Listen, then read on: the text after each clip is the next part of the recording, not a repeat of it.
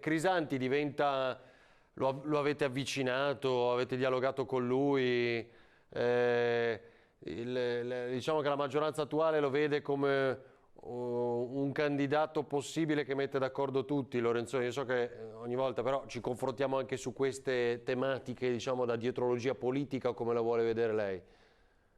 Candidato, mi scusi, intende a cosa? Candidato... Governatore opposto a Zaia, diciamo, che metta d'accordo superando la sua candidatura a quella di Cappelletti, non lo so, Ah, facciamo fantastico, fatta no, se politica. Andrea Crisanti volesse candidarsi io gli lascio volentieri spazio, nel senso che è persona che io ho conosciuto prima del È una Covid. notizia, se dice così, eh?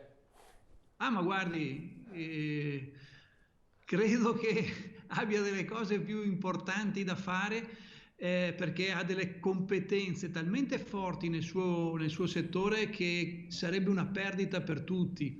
Ma se Andrea Crisanti avesse disponibilità a mettersi in gioco, ma io sarei felice e credo che sarebbe una cosa straordinaria per la nostra regione.